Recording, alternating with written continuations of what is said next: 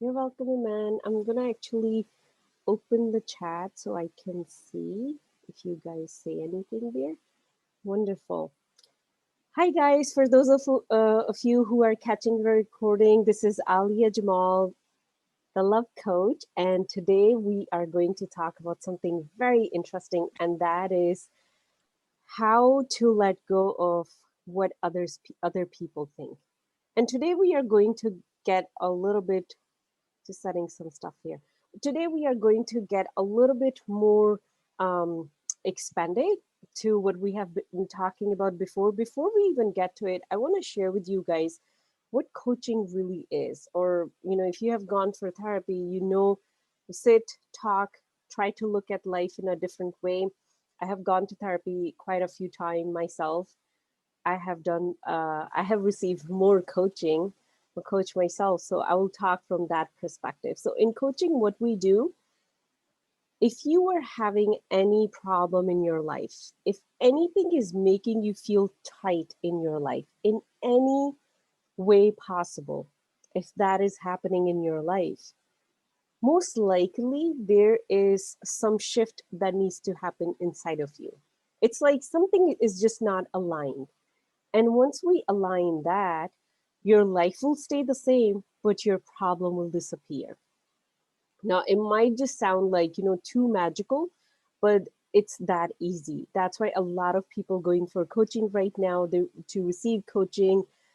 I have like five coaches right now for myself for different things.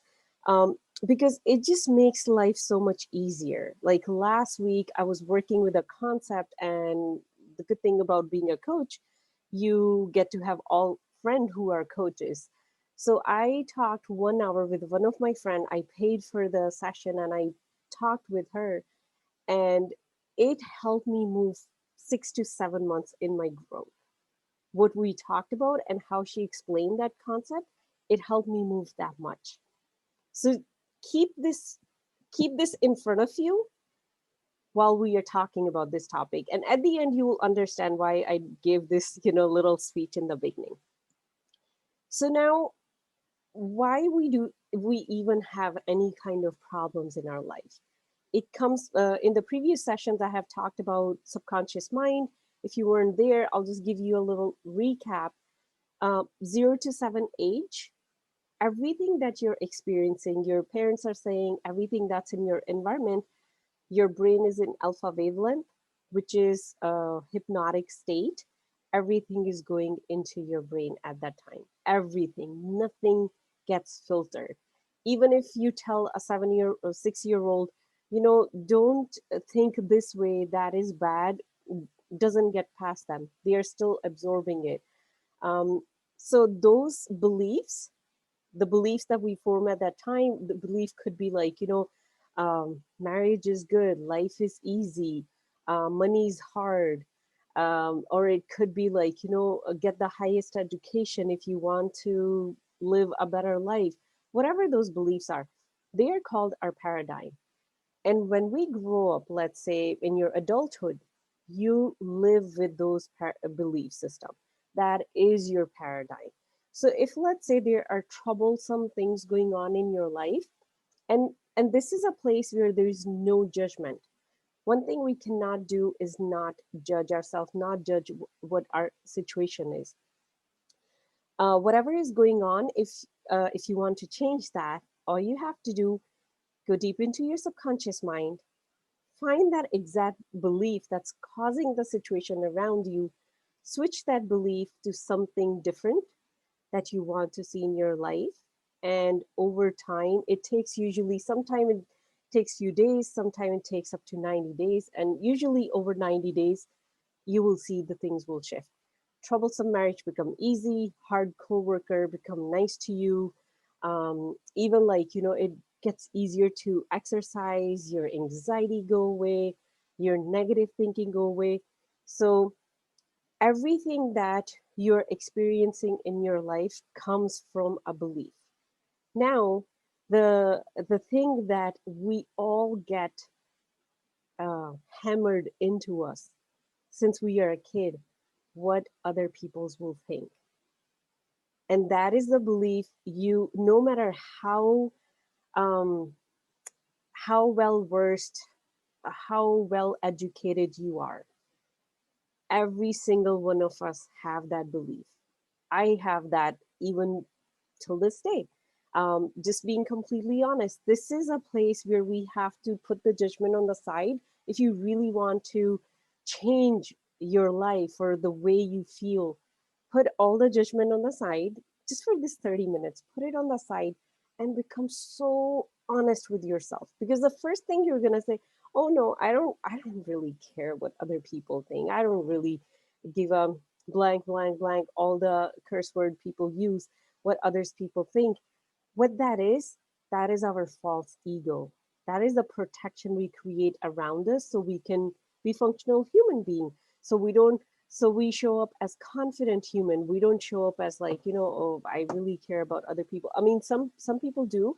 And generally, like, in the school, those are the kids who get bullied more because they kind of carry their weakness on the top, and the bullies, they carry their weakness on the inside, but they carry ego on the top.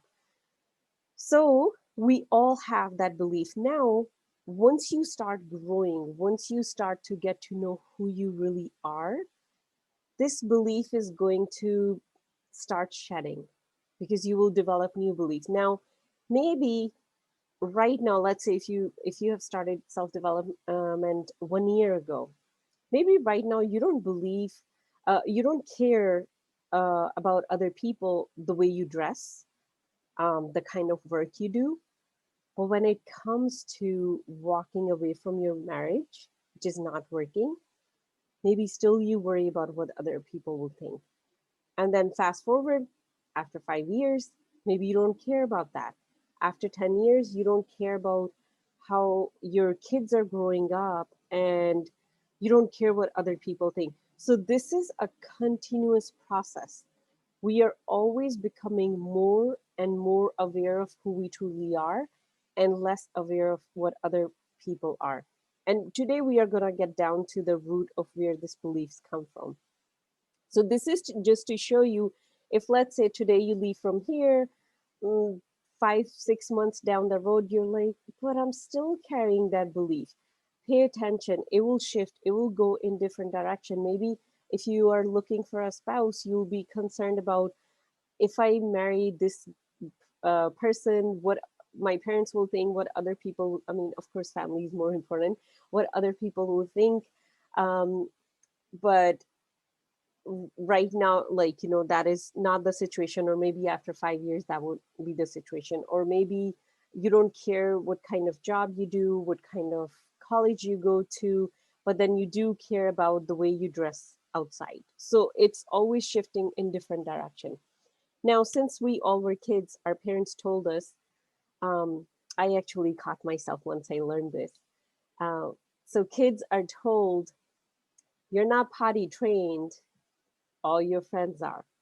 You're not eating vegetables, all your friends are. Stop doing this, what other kids will think, what your teacher will think. This is something we do without even realizing, because it's been in humanity for generations. It's called guilt and shame. And you might, if you have notes, you might want to write down or put it on a sticky note and stick somewhere. Guilt and shame are the tools used to manipulate a human. I'm going to say that again because let it sink in. Guilt and shame are the tool human use to manipulate themselves and each other. No matter which side you will come from, that is the tool. They just go towards that. That is the tool they use to, we use it too, to, manipulate. Now, why we do that? Because guilt and shame, they go right to abandonment. You are bad if you did that. You're going to get abandoned, and that goes to core wound. So every human has like two core wounds.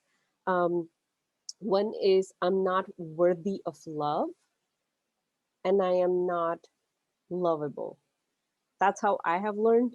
There's like slight difference between the two. For the sake of this conversation, we can keep it that the core wound is I'm not worthy of love, or people are not gonna love me. They're going to abandon me. That is the deep-seated fear every normal human have, unless they have done years of self-development where they have connected with their soul, they are connected with their true self with such a depth that nothing can peel them away from that connection. Once you get there, that's when you're not afraid about that. And it usually takes years, years and a lot of meditation too. Um, so the guilt and shame, it's going right to, it's like, the right in the heart. That's where it, hits you. And if I use that, or if someone use that, I have the power to make you do anything I want. Anything. So as soon as I tell you what other people will think, I am already telling you that, using the tool of guilt and shame, you better do this thing. Otherwise, you're going to be the bad person. People are not going to like you. Who do you think you are? Why you're even doing it? And you're going to take it as like, oh my God, I don't want to look that bad person. We all want to be good, right? Because we don't want to get rejection, because we want to be loved deep down by everybody, even by strangers. Like when someone honks at you, do you get upset? I still get upset, right? When someone honks at you, it was a complete stranger. If they liked my way of driving or they didn't, it doesn't matter. But even that bothers us. Till like to that tiny thing in our life, it bothers us. Why that person did not like my way of driving and honked at me? How dare they? It all comes from that fear of rejection, my friends. So if you are ready to let go of what other people think, deep down, you would be doing two things. One, becoming aware of guilt and shame as a manipulation tool. Second, letting go of the fear of rejection by other people. So, those are the two things that we are going to get deeper down. Now, before we go even further, I want you to think what are the ways, and we all do this, what are the ways you manipulate yourself? Now this is about, like, others manipulating you, or you worrying about others. How you do this to yourself? Because I'll tell you, this is what happened. So your parents were using guilt and shame to manipulate you. You're an adult. Let's say you're living all by yourself. You have your own family, you have your own kids, or you're a professional living all by yourself, fully independent, or even not independent yet. And but your nervous system, your neurons, your pathways in your whole body, they still have that guilt and shame in them. It's like, a roadway. So that was the road that, mommy, like, neurons used when mommy said, you better do that, or what your aunt is going to think, or what your father is going to think, all those things that we all have heard. So our nervous system memorized those pathways. And what end up happening when we grow up, it's like something is missing.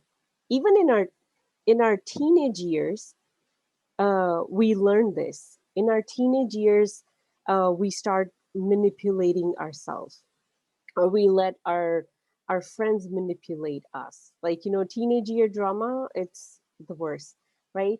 But when we become, let's say, mother, wives, then we are doing it to ourselves by taking the responsibility of everything. It's like, oh, how can I sleep when I have to clean the house?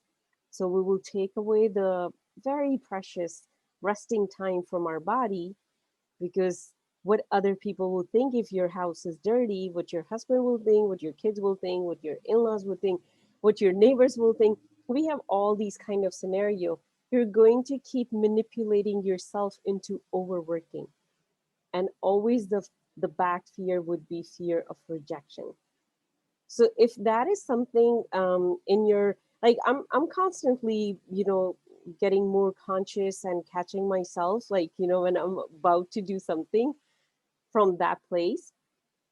So if it does really take getting very aware, very conscious of your own behavior. So if that is something that comes right to the surface, hold on to it. By the end of it, we want to change that belief. We want to that way of being, because there is another way of being that's so much easier. So just knowing that your body is used to that belief, it already bring awareness. Oh, that's what I'm doing. I'm actually living a pattern that was created when I was 0 to 7. You're not really worried about people. You are living a pattern. It's in your nervous system. Unless you undo it, it's going to stay in your system. And you will keep worrying about what other people think till your deathbed. Maybe the last thought on your mind would be what other people are going to think the way I'm dying. Not joking. It can stay that serious because you're not living as who you really are. You're living what is embedded in your nervous system already, what is already in your subconscious mind, what are the beliefs already in your paradigm. So that is what you're living. Now, um, let's come. I just want to explain a little bit. Shame is something others do to us, guilt is something we do to ourselves. So, let's say if we are having a conversation and I'm like, that annoyed friend that you might have, and I will say, why are you dressed like that? Right? And so I just made you feel ashamed on your choices of colors, style, but inside you're going to feel guilty. Oh my God, why did I dress myself that way? You're going to take the knife.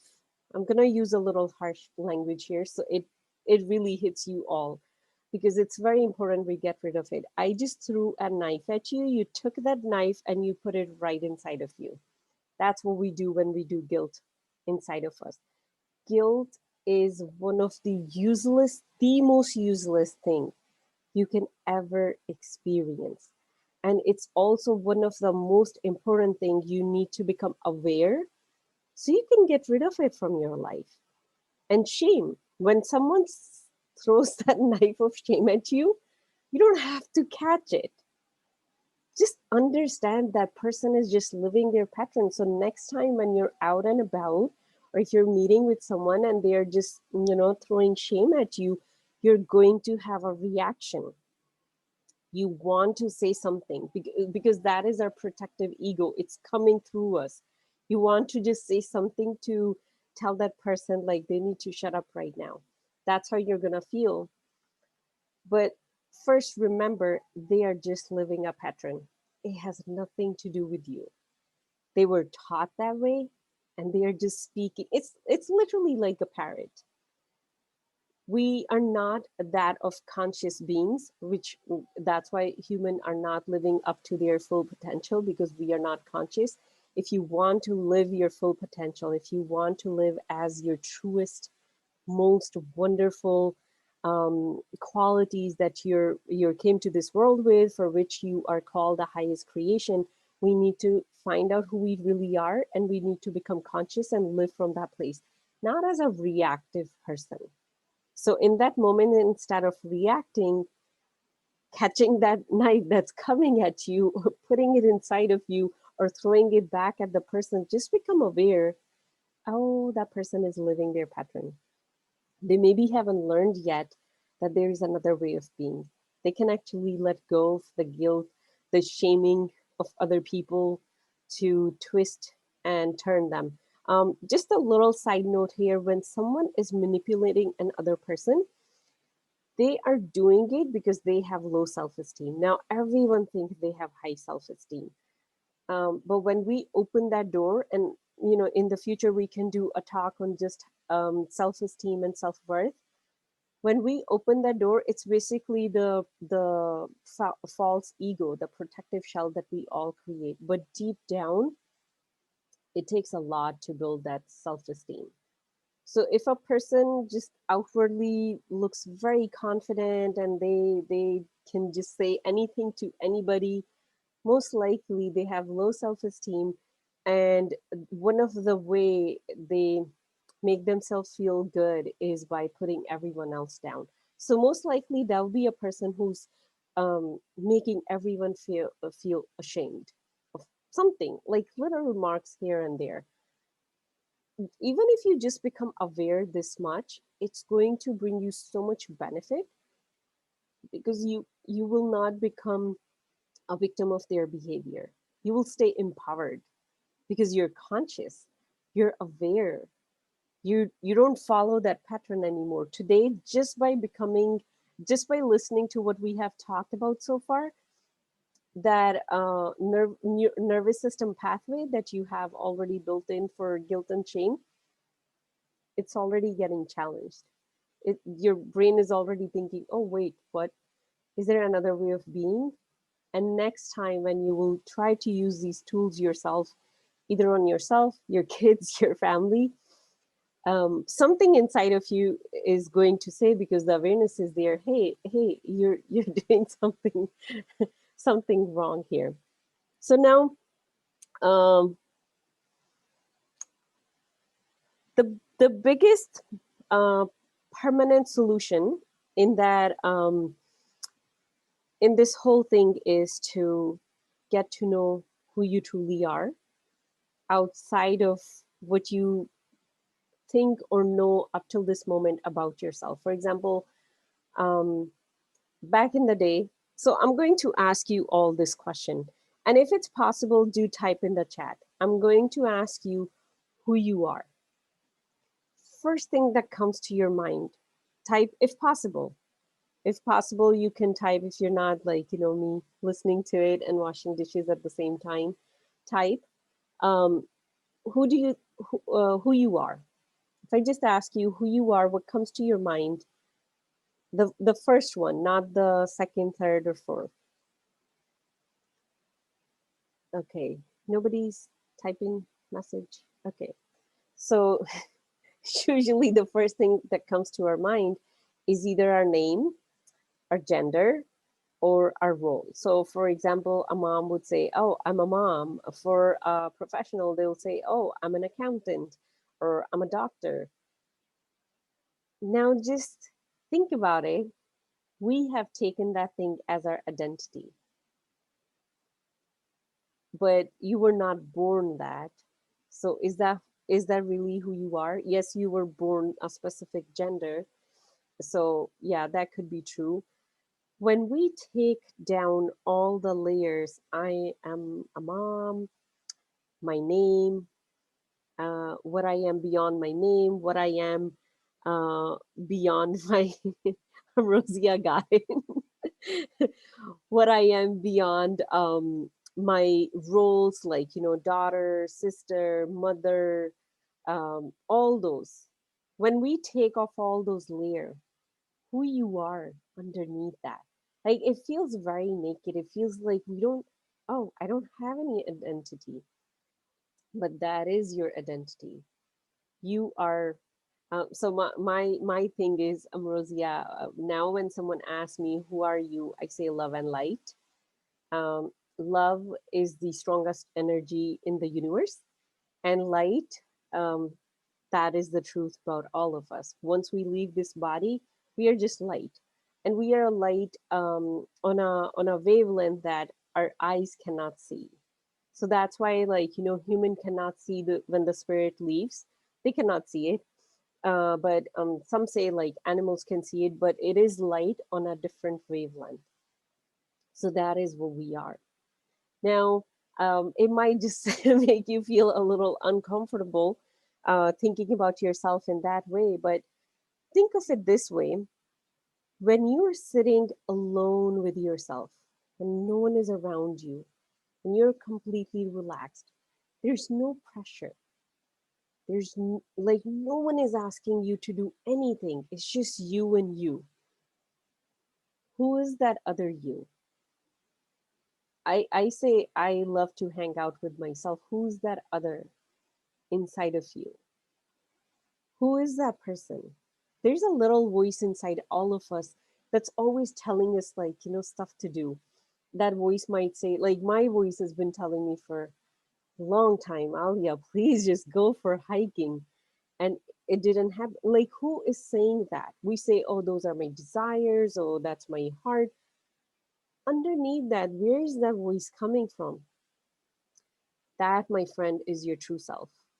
The day you connect 100% with her, that means um, you have transformed some stuff between that 0 to 7 age. Some of the beliefs you have let them go, and your paradigm has shifted to a different life, different way of being. So that is like the permanent solution. If you are very passionate that I want to be a person who really does, who live as fearless, as open, as free as possible, and you do not want to think about what other people say. My friend, that is the solution. Start working on it. Um, it's possible, it's doable. That is the path I am on. I feel like every month I'm just becoming more and more of me and less of whoever the old person was. But because we all are not there, so what can we do right now? The first thing I want you to understand that no one can reject you to a place where you're going to die, because the fear of rejection, it comes from our old reptilian brain, this lower brain, which says, like, if someone rejects you and they kick you out of the tribe, you are going to starve to death, because it was tribal living system. Or maybe the tiger will eat you. That's where that fear comes from. It's very like innate and deep in the human psychology. No one can 100% take it away, because to some extent it also saves us from, like, just wandering off and going and living in the woods all by ourselves, because we need human connection.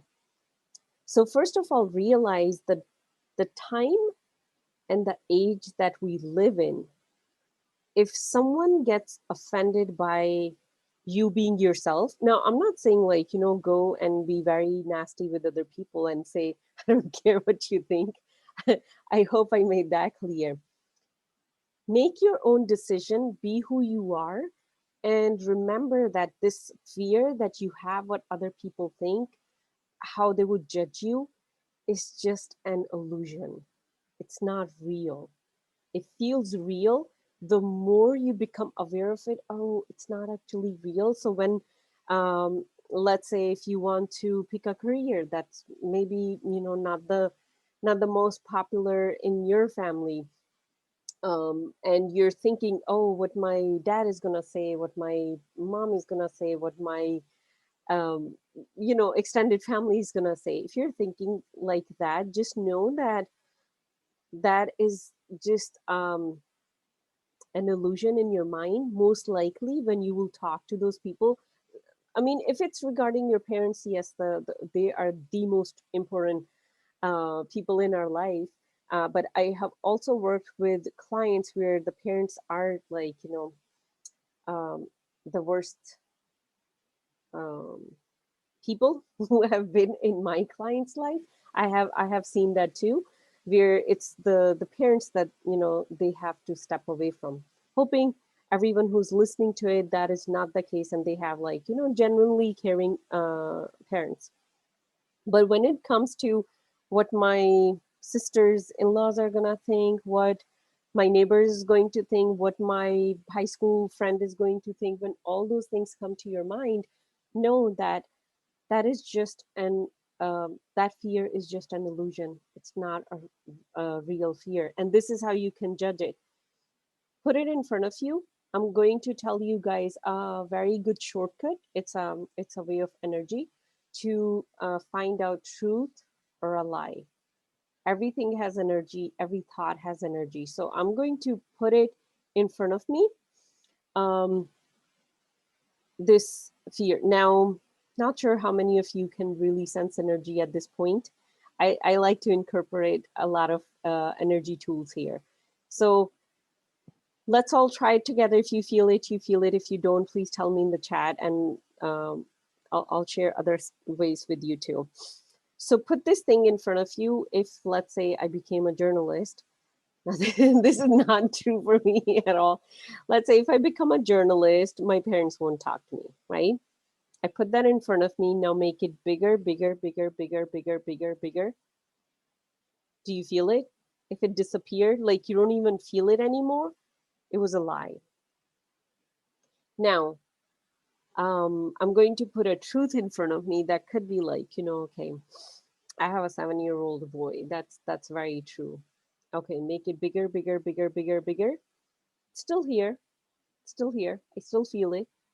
Now that is just a energy way. If you can sense this energy and this technique you can use, if you need help with it, please reach out to me. This is a technique. If you become pro in it, you don't even have to think too much about when people are talking about. You can do it in a split second and be ahead of the game from everyone around you. But if this is not working, it's not like something you can touch, then you have to use good old pen and paper. Write down the fear on the top. And then, for example, the fear is if I became a journalist, my parents won't talk to me, let's say. And then what you're going to do, you're going to challenge it. How is it true? What they will do? Like you're going to just keep writing what my dad is going to say, what my mom is going to say.